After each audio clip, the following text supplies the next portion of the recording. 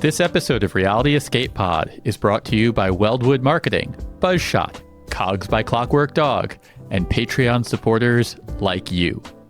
I know we've been talking about all of these really tech-heavy devices that Cogs integrates with, but Cogs can also integrate with Zigbee-compatible home automation devices. Those are like smart bulbs or smart switches. You can use this for rapid prototyping with a lot of off-the-shelf tech if you want to build things really quickly, or if you are just comfortable building games with off-the-shelf tech and smart home tools. That's totally fine. Cogs will integrate with your process. One of the really cool uses, I think, for this is say you have a game master that needs to trigger cues on the move.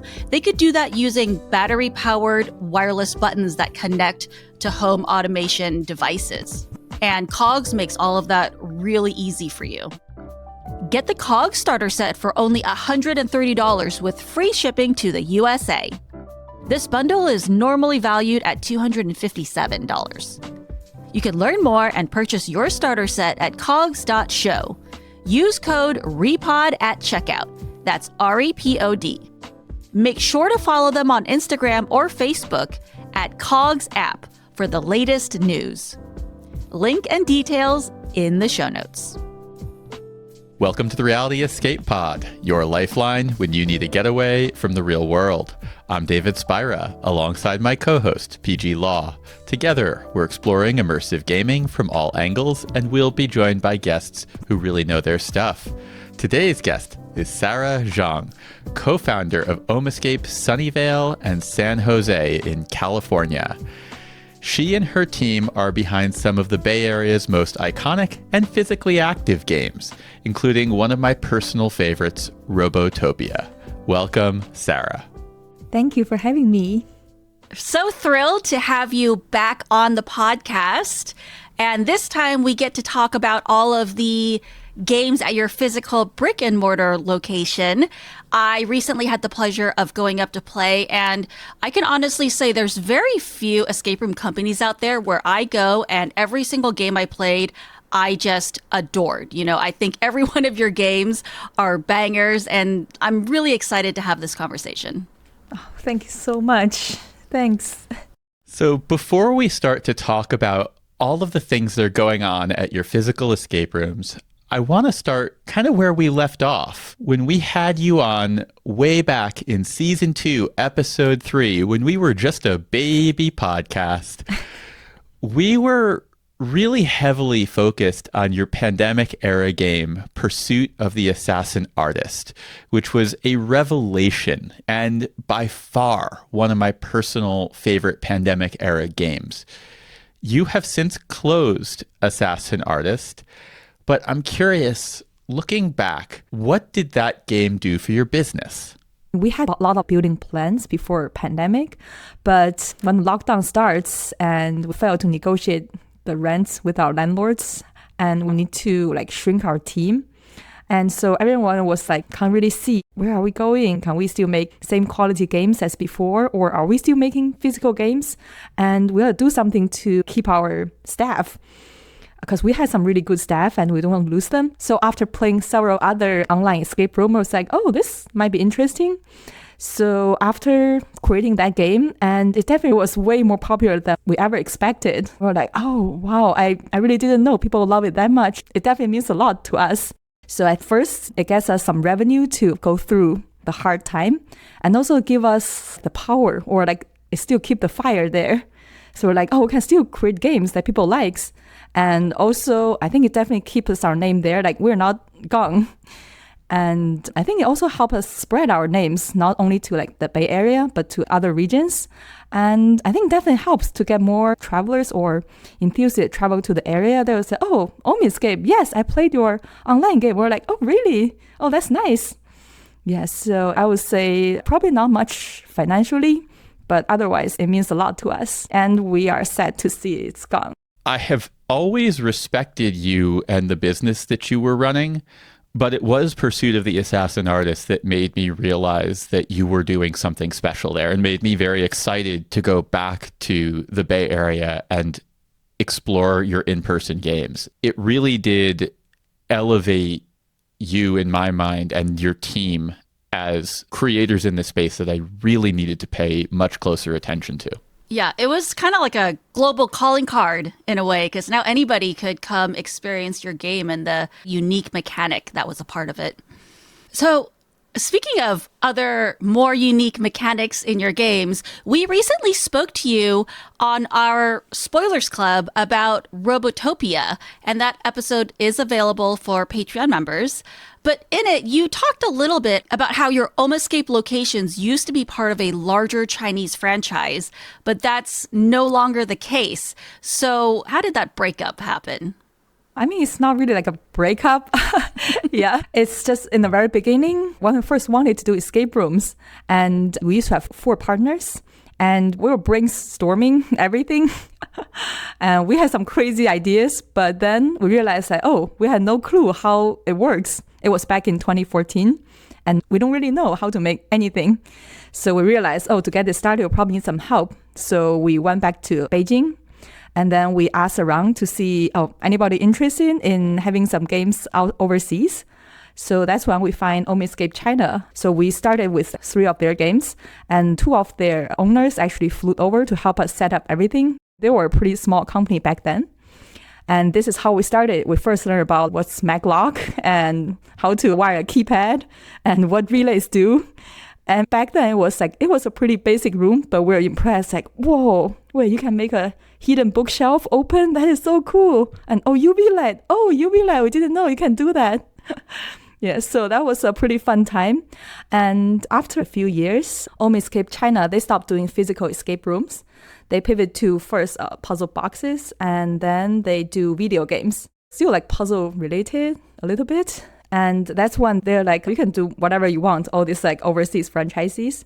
And it's a good time because it was also the time that we wanted to do something our own. It's like now we have the experience, like we know, okay, this is how escape rooms work. And now we want to do something our own. So that's like good timing. I mean, there's no real like breakup. It's just like everyone said, okay, you can still use the name and you can do whatever you want. And we'll be like totally separate.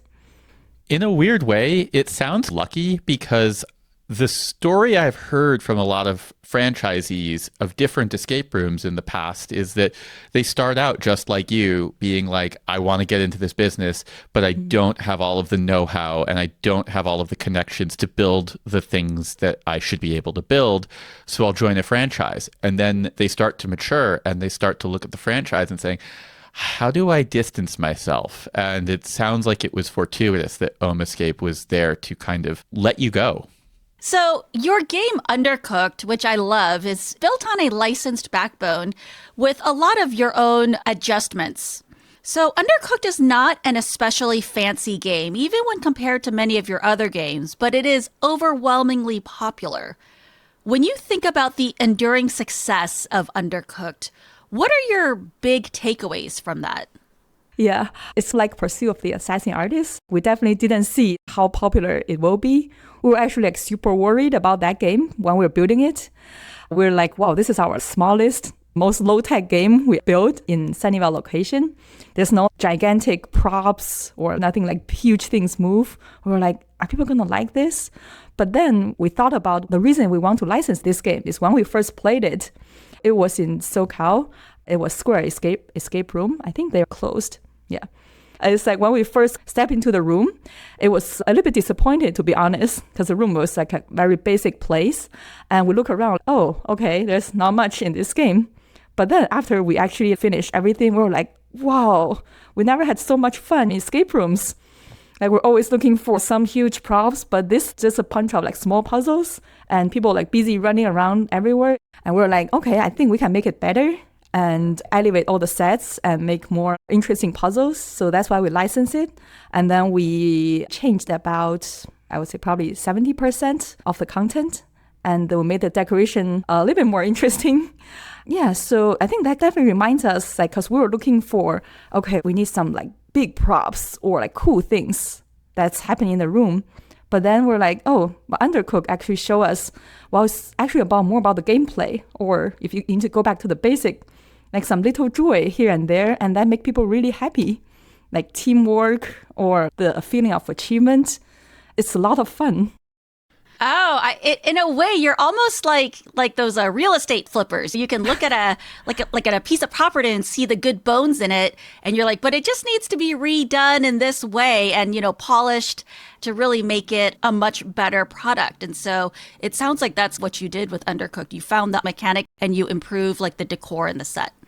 I also think that Undercooked really is a good reminder of the fact that like escape rooms at their core, they're games. And if the game is fun, then it's just going to be fun. You need that foundation to make something special on top of.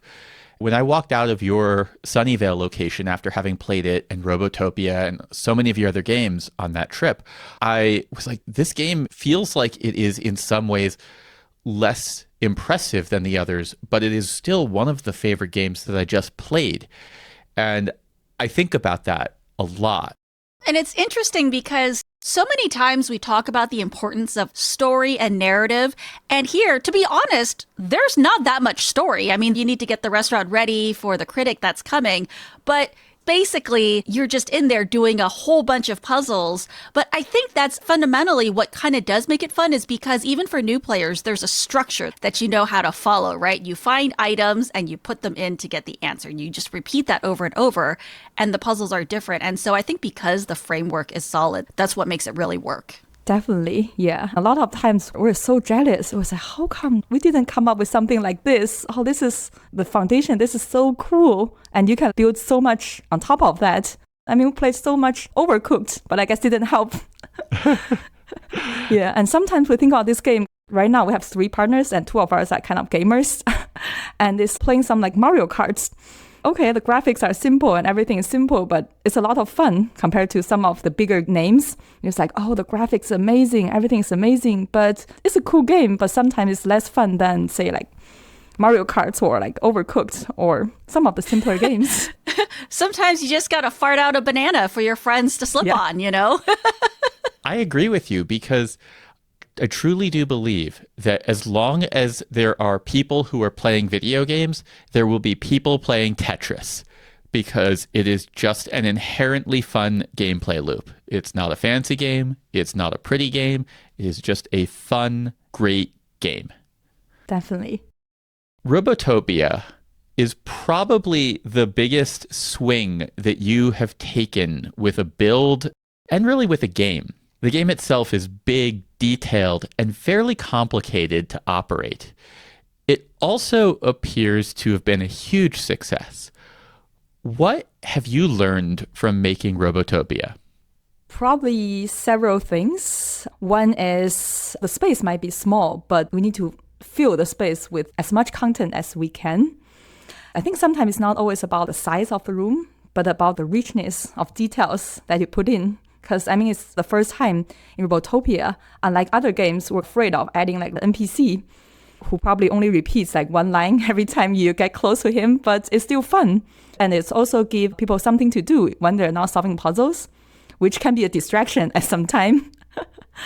And yeah, we definitely put everything out for that game. It's our longest game to build. Just the building itself took us a year, and the design process started way before that. And we were so worried about that game being like a little bit too long, and we have to cut off a lot of content after the beta test.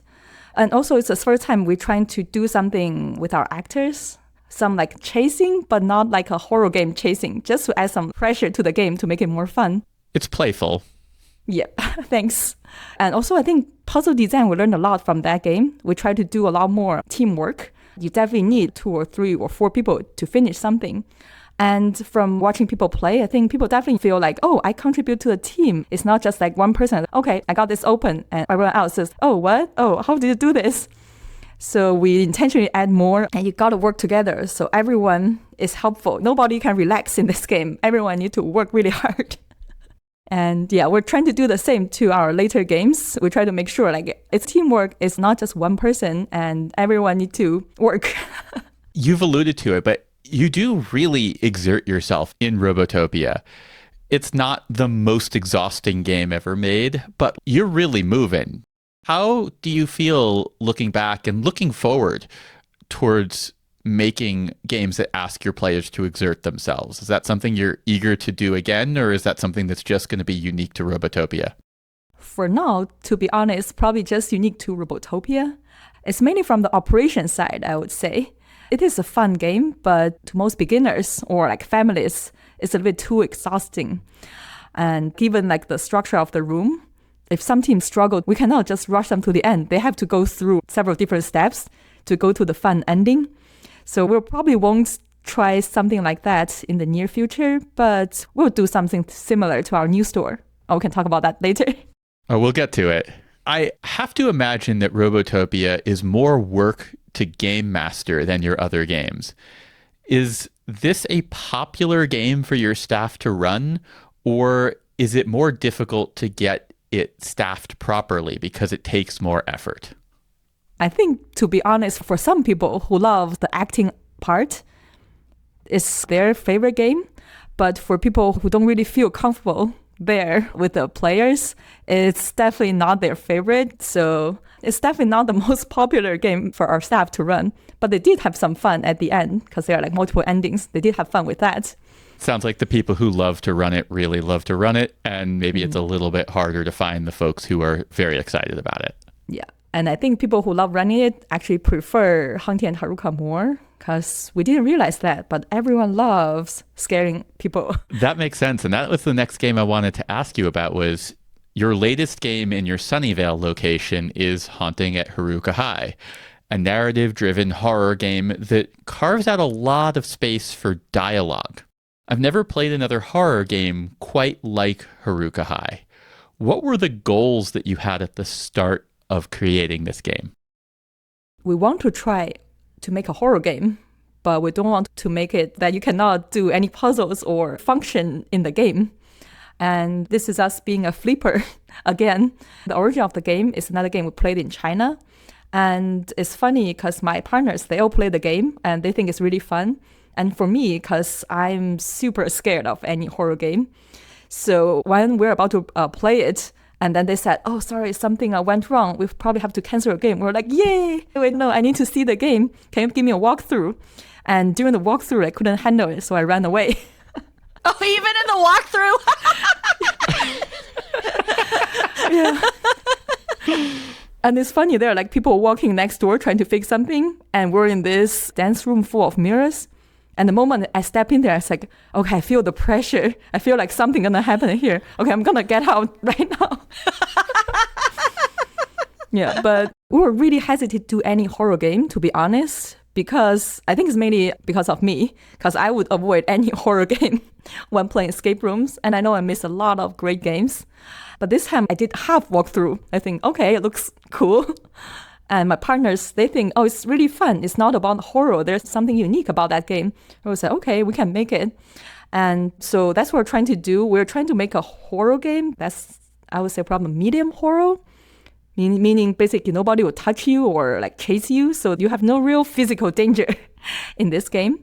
That's why I always try to separate the staff or the actor from the players. And we give you the feeling that when you're doing puzzles, we'll try to not interrupt them, so they can actually focus and do something.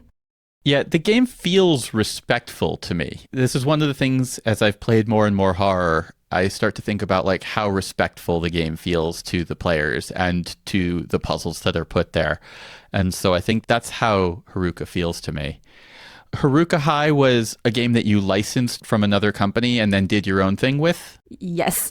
Again, yeah. It was licensed from a company in Shanghai. I think they also have a location in Beijing. And we licensed that game, and then we, again, made a bunch of changes. And so we changed the story to make it simpler, because the original story was so complicated. I think nobody could understand in a horror game. Wow. It has a lot of story in it, even in its simplified form. So I can't imagine how much story was being conveyed in the original.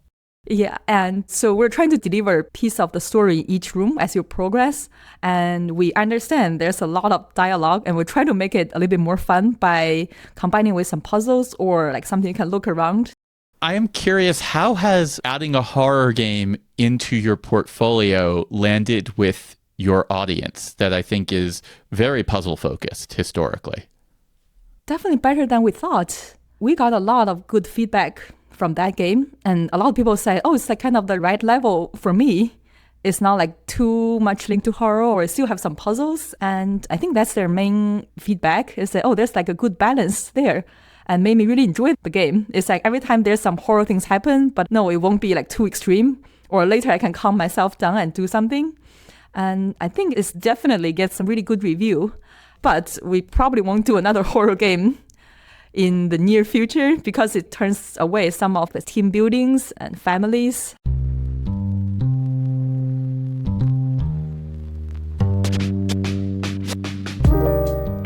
So you've built an amazing escape room, but are players finding you online?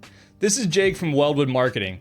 We help escape room owners rank higher on Google, drive bookings with Google ads and social media ads, and create websites that turn visitors into paying players. Stop losing customers to competitors.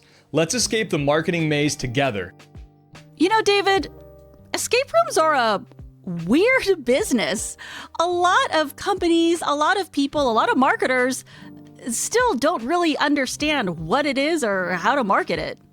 Someone who advised room escape artists way back in the early days had said to me something that has really stuck with me, and that is education is the most expensive word in business.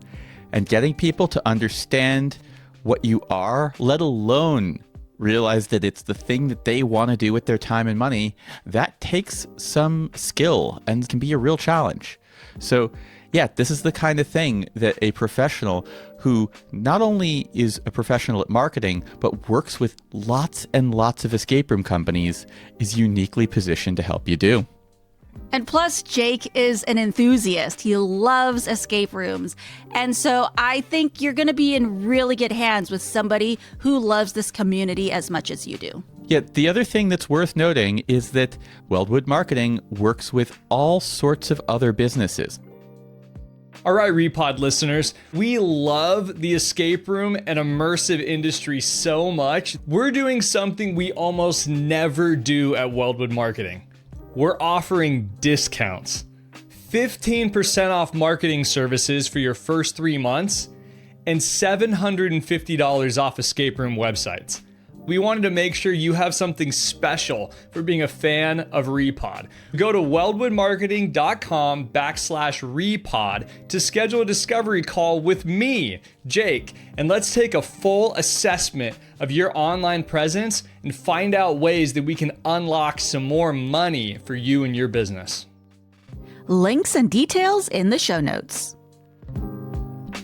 Over the years, you have taken to creating much bigger games. Your games have a pretty large footprint. So what's driven that shift into building bigger games? I feel like it's a lot from peer pressure. When we play other games, we just feel like, wow, look at their game. Wow, look at that game. There's no going back. And I think it's also from players' expectation. I think everyone just expects you to have better and better games. And the least we can do is bigger games. But you're talking about comparing yourselves to some of the games in China, which I've heard are very big. Yes and no. I mean, we also travel around to LA and Toronto, and we just see people making like great games. And also locally, we have a lot of great games here. I think that also adds to the pressures. Oh, how can we talk about ourselves with pride with all these other games here? We got to make it better and better. I think you can easily talk about your games with pride at the moment. Maybe, but our next game need to be better. There's a part of me that wants to say, Sarah, you don't need to put all that pressure on yourself. It's not healthy. And then the really selfish part of me wants to say, but yeah, I want more bigger, better games. But I'm not here to give you pressure. I think your games are great the way they are. No, thanks. Among our team, we have 3-people team. It's like we have the same feeling. Like our game is probably above average. That's our goal. And sometimes we say, like, do we really want to go and play more games? Their game looks awesome. And we feel sad and more pressured, especially after we talk to owners about, oh, this is a cool prop you're making. Or say, okay, we're going to take notes and we're going to make something fun, okay? So besides big games, Another trait of your games is not only the abundance of puzzles, but also the game flow. So when we talked to you on our Spoilers Club about Robotopia, you had talked about a couple design elements that your team loves. You were like, we're obsessed with puzzles that require a large group effort, or we really want to design around a few aha moments. And I noticed you also really like to implement unique mechanics. So what would you say are some other design elements that are really important to your game style? I would say, other than the things you already mentioned, we also learned that you need a strong or probably physical thing as the end, so people will remember it. Robotopia, like we learned that because we used to have another like few more puzzles after the exciting moment. And then we watch people and feel like, oh, they were very excited right after that moment. But then it feels like they're calming down and being like tired or like, no, we want to save that moment. So that's why we're trying to always have this physical teamwork puzzles or something at the end or near the very end to make sure people like our game. That makes a lot of sense. We've talked about this in other episodes where forcing your players to be physical, especially at the end, their heart rate is going up, right? You're making your players physically excited, and so that makes their mood excited. And I think you're combining that physical reaction along with the elation and the euphoria you get from completing a game and finishing a puzzle. And so I definitely can see how that makes for a much more memorable moment.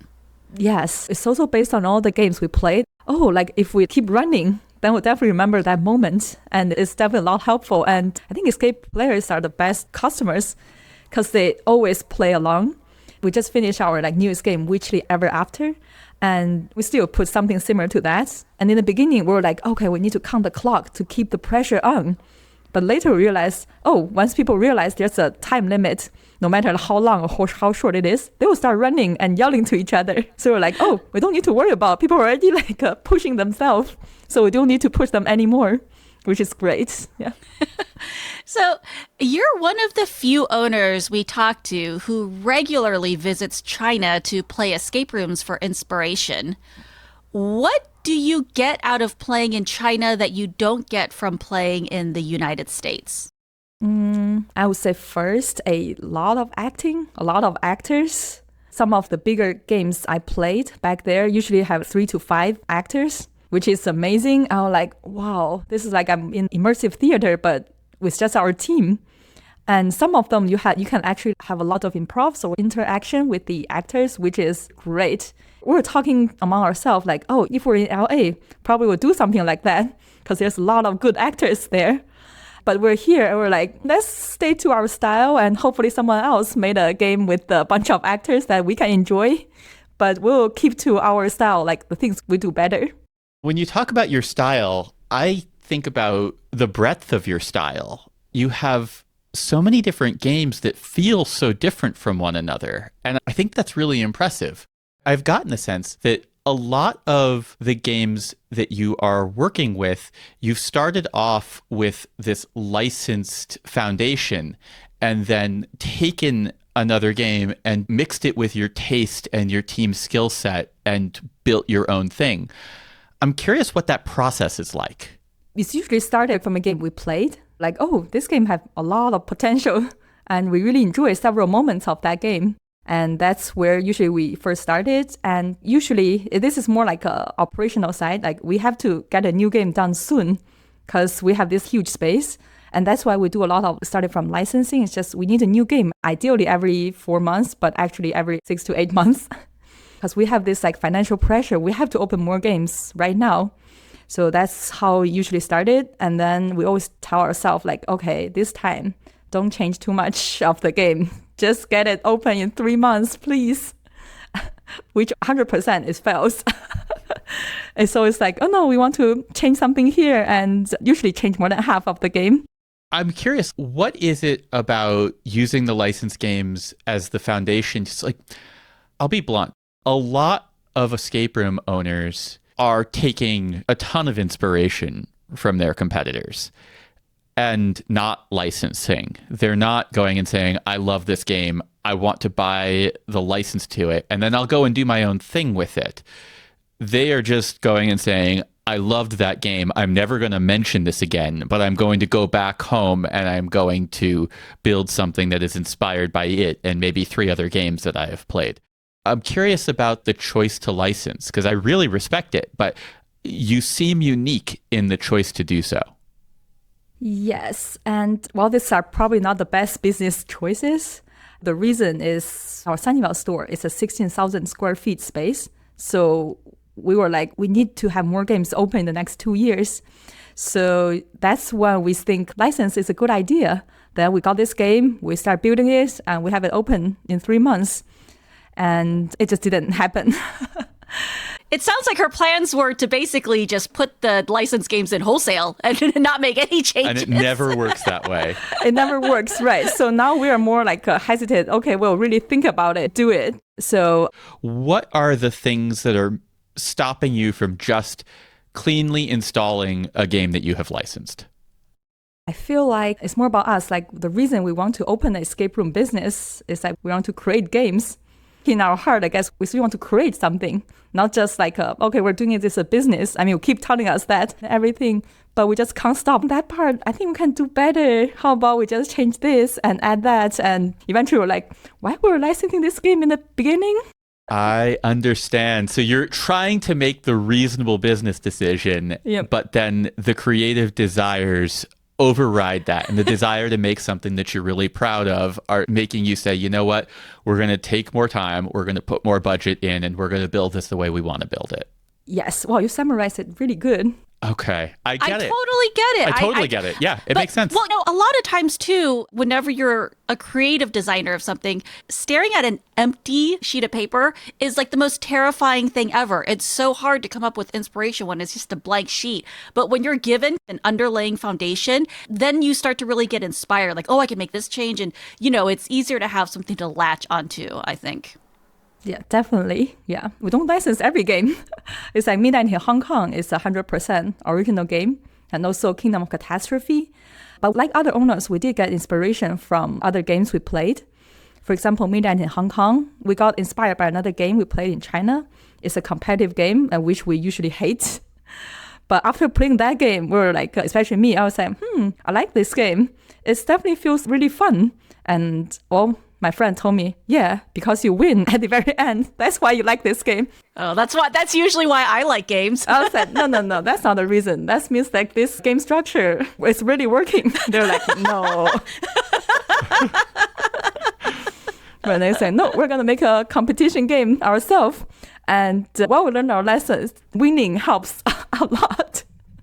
Winning does help. That is often the lesson of those competitive games, is that the team that is on the winning side usually had the better time.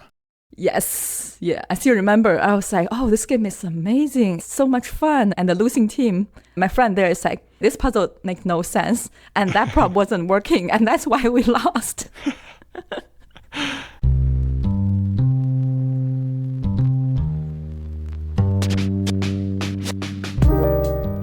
Hey, escape room owners, are you looking to level up your marketing and operations? BuzzShot is an all-in-one solution for powering business growth and improving the customer experience.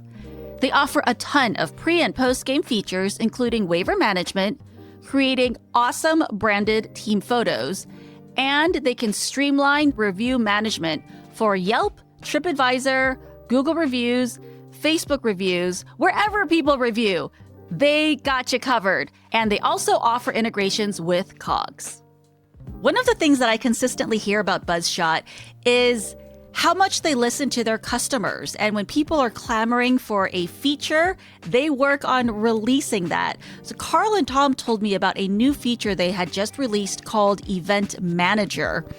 And that was designed to support large events, large corporate bookings. Those large bookings have some unique needs. There's all sorts of different ways that a large group will change the way that an escape room company has to operate. And the fact that BuzzShot has adapted their tooling to better meet those needs means that your operations as a business owner can better adapt to bring in those large groups, which are such a fruitful opportunity to fill weekday bookings. Amanda Jurgen from Quandary Escape Adventures had this to say about BuzzShot. The app is simple and straightforward for our game masters to use, and the analytics provide valuable feedback that we were lacking from previous software. Streamline your marketing and grow your escape room business.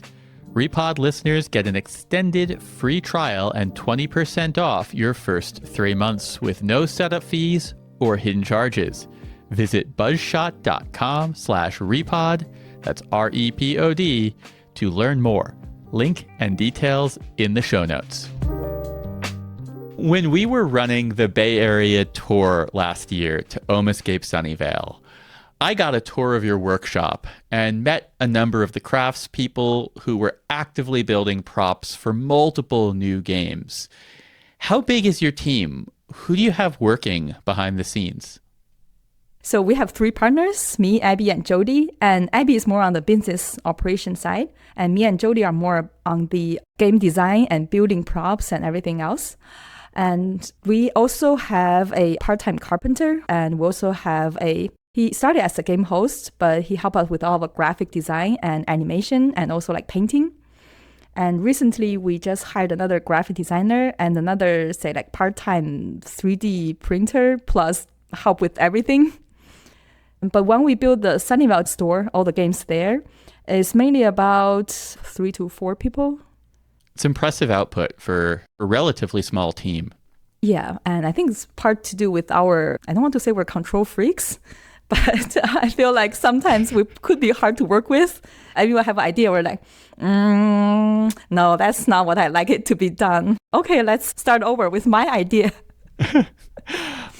When I was in your workshop, I saw a number of little car-like props. Can I ask, what are those for? This for a potentially new game in our Don't Know Where new store. Well, it's also an inspiration that we got. It's like you work in this like 911 call center and you got all these like different calls and you need to decide what to do with them. And there are also some puzzles in this police station. So the cars you saw were part of the police station storage puzzle. But we were so happy we bought those cars because almost every staff ride it in our lobby. And they were so sad we have to break it to make it into prop because it was so much fun riding them. We were like, maybe we should just let people ride this in the room and they'll be happy. We don't need to build all the other stuff. I gotta say, they look like a lot of fun. I had no idea what they were, but I really wanted to play with them. I just didn't think it was smart to do with all of the saws. We don't know when we'll have it, but we already have most of the prop built. One day we'll make it available. So you and your team have been actively upgrading your San Jose location. You've been shutting down old games and replacing them with new ones. You're out with the old and in with the new. Your most recent game, which neither of us has played, is Witchly Ever After, which is a very cute name. What is the pitch on this escape room? It's a fairy tale themed, but not Disney style, and beginner-friendly game, and we'll keep everyone busy the whole time. And we try to make the set very adorable, and hopefully people will take a good team photo afterwards. And we're trying to do simpler puzzles, but work harder on presentation. We were thinking about building a fairy tale theme a long time ago. I mean, it's like a typical theme that a lot of people build. Is it going to be fun? But after we play, I think 2 games, we changed our mind. One is the tree house down in Saucao. Is it Confusion? Confusion Escape. Confusion, yeah. We were like, oh, look at all these details. Oh, this is so much fun. Although we failed to finish that game. We're not very good with puzzles. It's a beautiful game. Beautiful space. Yes. And they've been on the show. Yeah. And another game is Daydream. Oh, in Toronto. Toronto, right? Yes. And we saw their game. I was like, wow, look how amazing their room looks. It's purely artist work. And we're like, oh, so fairy tale games can be interesting. Hopefully people won't think it's a kid's game, right? Fairy tale, silly. Or no, there's something fun in this game. It's not just designed for kids, and there's several cool, cute moments. It's a really fun game. I look forward to playing it the next time I'm in town. Yay. And hopefully we'll have more games available. On that subject, the next game coming to San Jose, according to your website, is Motel Molly. Can you tease that game for us at all? Oh, it's another game we licensed. This sounds so bad. We're definitely like a escape room flipper. There's nothing wrong with it. In fact, I admire the ambition and the speed that you're working with. And there's tons of great games out there. Not everything has to be reinvented, but it is always coming down to execution, and you execute so well. Oh, thank you. Wow, you're so nice. Thanks. Just telling you the truth. Yep. For that one, is after we played, now they called Omi Venture. They used to be called Omescape Toronto. They become like independent owner, like after this breakup with Omescape China, and they keep having good games. So we went there and we played their game. We were like, okay, your Motel Betty is our favorite game, and we're going to bring them here. But we'll make it probably less horror. We're like, we're going to tone it down a little bit. And again, we're going to change something. So we're going to call it Motel Molly. So your next foray into horror then? Oh, there won't be any actors. So gentle horror. Spooky. Spooky, yeah. We'll definitely see the power of horror games. I mean, thrillers, light horror games, they are more memorable, that's for sure. Like all the games we played, those like scary moments, it's not a bad thing. We'll utilize it. We'll make it happen in our game, but we won't make it like, this is too much for me. I can't do this anymore. Yeah, and I think we have probably 5 more games designed and ready to go, but we'll decide to save them for our new location, which we still haven't found yet.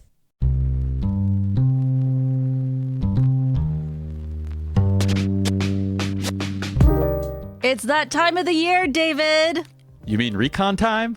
Recon season! And this year we are doing recon from the comfort of your own home. That's right, folks. You can kick back.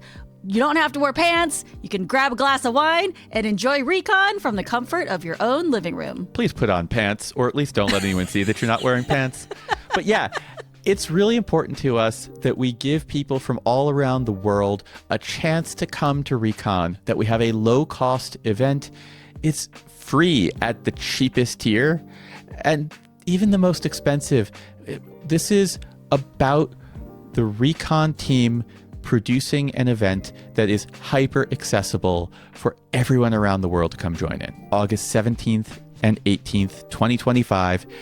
There's no easier way to get access to so much information and so many wonderful people in the international escape room and immersive gaming movement. And you can learn more all about this at realityescapecon.com. Tickets are on sale now, and I hope to see you at Recon. Come join us. Pants or no pants. What do you get when you cross puzzles, pals, and trivia? It's PG's Playhouse, our new show where we play games and explore interesting topics. If you love wordplay and learning about new things, check out PG's Playhouse, available now wherever you get your podcasts.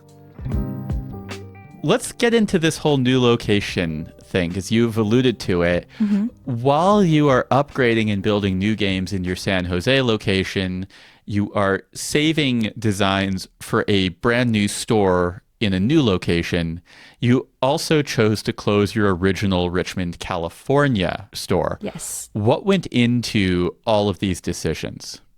For the Richmond store, it's a simple story because we moved to South Bay and Richmond's a little bit too far for us, like an hour drive. And eventually nobody wants to drive up there to do all the work. Bay Area traffic. Yeah. So when we first picked it, we didn't have much choice. We want low rents, as low as possible, and a landlord who doesn't really care about what we do. And we were thinking the third one is, we're close to Berkeley, which means we're close to college students who probably will like our game, which turned out to be pretty wrong. Not totally wrong, but wrong because a lot of them don't have cars and couldn't get to our space. Yeah, college students historically have a hard time with escape rooms, coordinating a lot of people, getting yourselves there, and the cost of an escape room ticket is also the equivalent of a lot of other substances. Beer. Oh, definitely. Yeah, they would think, wait, just that for an hour of play, you're charging like $30 some per person? It's too expensive. We'll just pass. And it's like, okay. Yeah. And I still remember when we first started, I think that place was like a warehouse plus like a Sunday school before us. So we were very happy to see, oh, great, there's a lobby and there's some weird rooms, used to be classrooms. Great. And we're even thinking about like, well, if we couldn't make it, we probably would just move here and save our rent. And luckily that didn't happen. So Richmond, we keep it open until COVID hits. We're like, okay, now it's like business-wise, it doesn't really make any sense. We try to improve it. We actually replaced one of the game with Sorcerer's Sanctum. That we think was a good business decision because we don't need to come up with a new game. And it's like far away. It's far from each other. So it could be like attractive, but then we feel like, probably not that helpful. So that's why I say, okay, let's just close it since nobody wants to drive an hour north to fix everything. And that's why we stayed in the South Bay where we realized the rent is more expensive, but we are close to a lot of the tech companies, especially Google, who do team buildings a lot. And we really appreciate that. Thank you, Google. So that actually is a perfect lead into my next question, which is, given the proximity of your locations to the Google and Apple headquarters, among many other big tech companies, big tech and big tech employees make up a large portion of your customer base, either as team building or just as the folks who live in the community that you operate in. Are there specific design decisions that you make to accommodate the preferences of tech workers that you feel like you might not make if you were building games in another region? It's mainly the difficulty level of our games, I would say, because we were actually pretty surprised when we traveled to other cities. We were like, oh, these games are pretty easy. Most of them are not very complicated, which is not a bad thing. It's a good thing. Because again, we ourselves, we're not so good with puzzles. But I feel like for here, I think some people are looking for like challenges. And I feel like our puzzles are a lot harder than some of the other cities. And seems like our customer like it.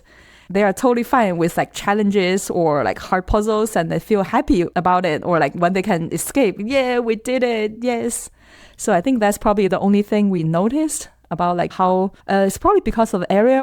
That makes sense to me. And I can tell you, with all of the tours that we have run to all of the different cities, the most recent Bay Area tour was by far the most challenging and demanding tour that we had ever run. And I could feel it every night at the hotel, whereas on most of our tours, people hang out in the lobby and have drinks together and talk into the evening. Mm-hmm. On the Bay Area tour, people were asleep.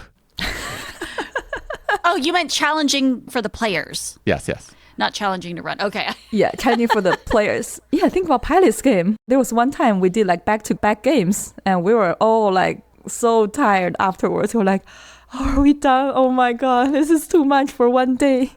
Between your games and Palace games, we tired our people out last year. During that last interview that we did, you told us that your time was spent mostly running the business, and about 15% of your time was on game design. It sounds like that balance has changed. Where are you putting your time these days at work? Happily, more on building games and less on running the business. All thanks to my great partner, Abby, who take over, because we've been working together for a long time. But I think it's definitely helpful to figure out like who's good with that and focus on that. And it used to be a mixed responsibility, like everyone cares about everything. But recently, I have the luck to focus a lot more on like building games. And while the business operation is all handled by my partner, and I think it also helps with us hiring a few more staff who can help us with everything that we want to do. Yes, so I would say like thanks for Abby and thanks for the new staff. Nowadays, most of my time are spent on game design and building new games. That's incredible. Congratulations to you for that. Not everyone gets to make that pivot.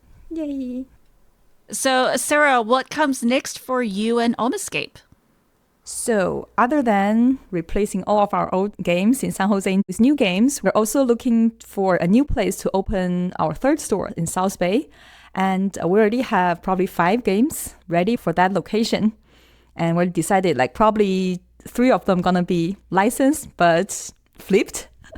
And 2 of them gonna be purely original, so we can have fun designing all those games. And yeah, one of them could be, I guess not really spoiler, we haven't really made anything.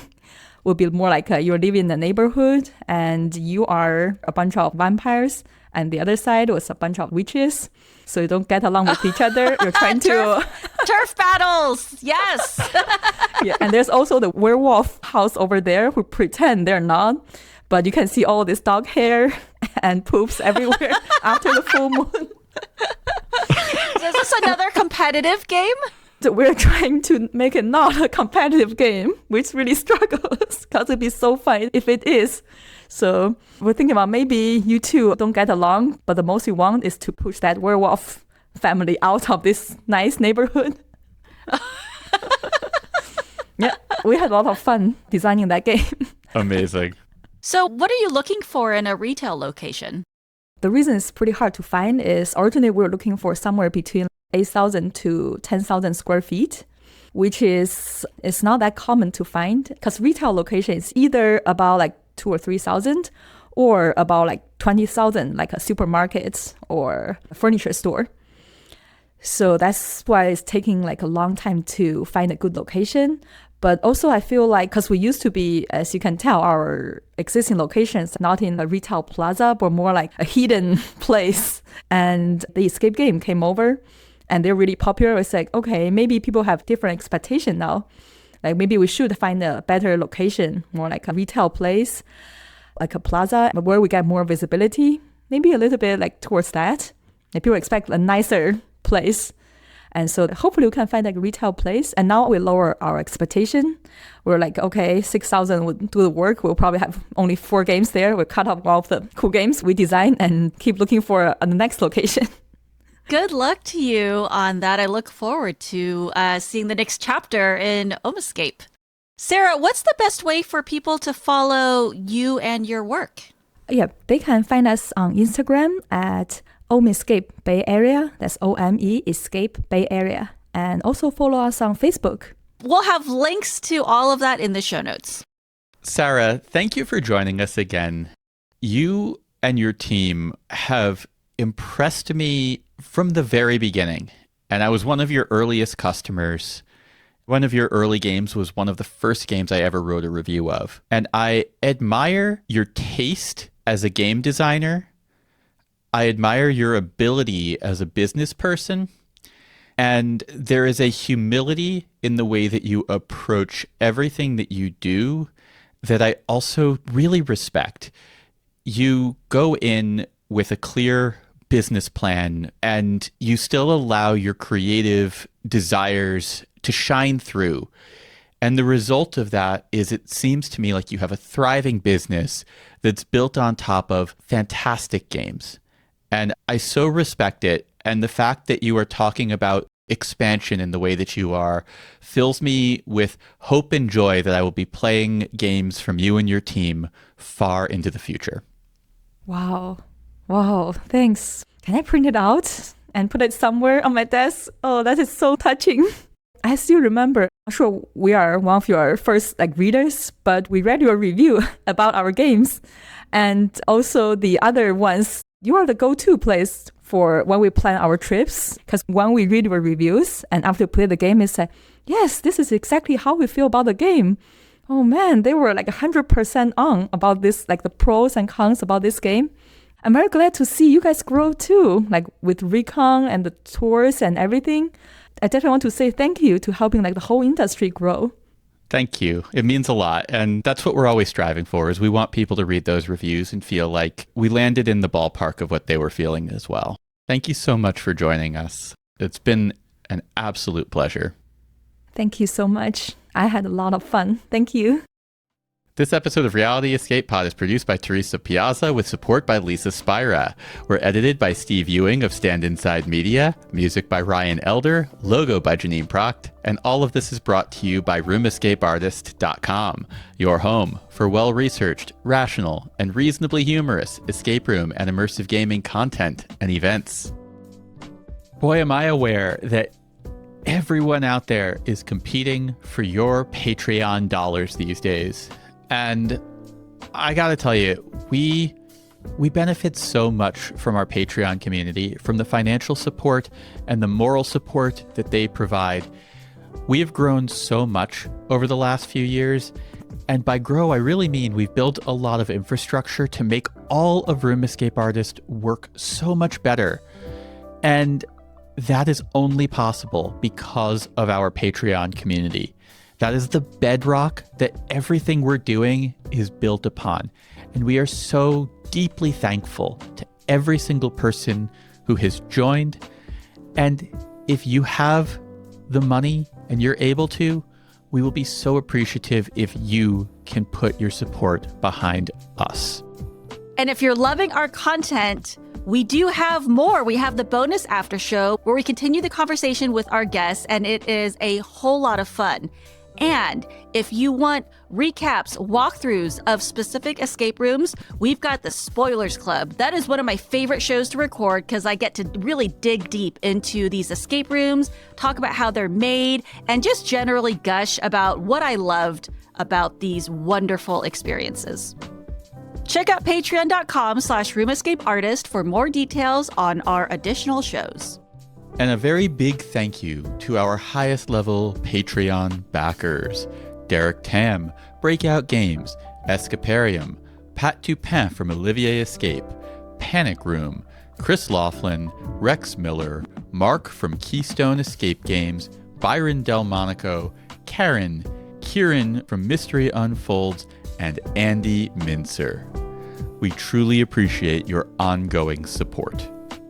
And finally, as we come around to this story at the end of the episode, if you have gotten this far and you have not yet left a 5-star review for us on Spotify or Apple Podcasts, please go do so. It does so much to help signal to other people and to the algorithms that this show is worth listening to. This happened in our recent trip back to China when we played a game called Noah.